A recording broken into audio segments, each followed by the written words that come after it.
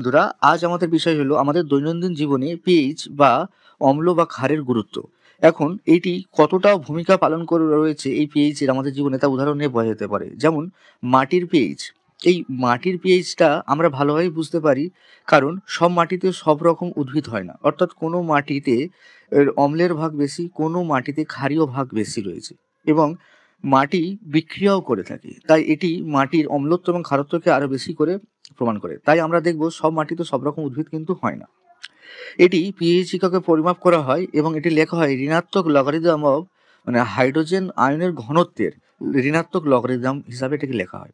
এবার মাটির পিএইচকে বলা হয় একটি পরিবর্তনশীল পিএইচ, কারণ আমরা দেখি জমিতে আমরা চাষবাসের সময় বাইরে থেকে রাসায়নিক প্রয়োগ করে, সার বা যে কোনো রাসায়নিক পদার্থ প্রয়োগ করে তার উর্বরতাকে বজায় রাখা হয়। অর্থাৎ এর মধ্যে আমরা মাটির পিএইচ অম্ল বা ক্ষারকে আমরা নিয়ন্ত্রণ করতে পারি।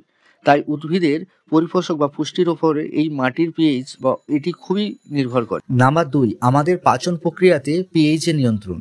আমরা জানি আমাদের পাকস্থলী হাইড্রোক্লোরিক অ্যাসিড বা HCl উৎপন্ন করে, যেটি আমাদের খাবার হজম করতে সহায়তা করে। কিন্তু এই হাইড্রোক্লোরিক অ্যাসিড আমাদের পাকস্থলীর কিন্তু কোনো ক্ষতি করে না।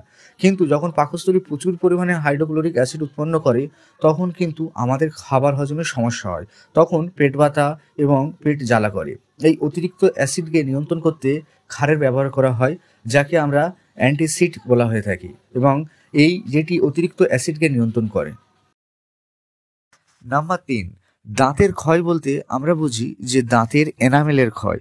এইটি দাঁতের এনামেল, যেটি কিনা ক্যালসিয়াম ফসফেট দিয়ে বানানো, এবং এটি আমাদের শরীরের সবচেয়ে কিন্তু শক্তিশালী অংশ। এটি জলে দ্রবীভূত হয় না, কিন্তু এটা অ্যাসিডে দ্রবীভূত হয় যখন অ্যাসিডের পিএইচ এর মান 5.5 এর নিচে থাকে।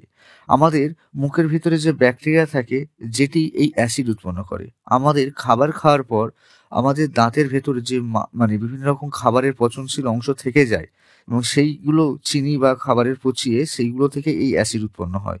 এবং তার জন্য আমাদের প্রতিনিয়ত মুখ পরিষ্কার রাখতে হবে এবং টুথপেস্ট ব্যবহার করতে হবে, কারণ টুথপেস্টের মধ্যে রয়েছে ক্ষার, যেটি কিনা এই অতিরিক্ত মুখের ভিতরে অ্যাসিডকে নিয়ন্ত্রণ করে এবং দাঁত ক্ষয় হতে রোধ করে।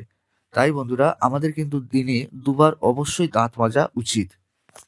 এবার বন্ধুরা, প্রাণী বা উদ্ভিদ অনেক সময় নিজেরাই অ্যাসিড উৎপন্ন করে নিজেদের আত্মরক্ষার জন্য।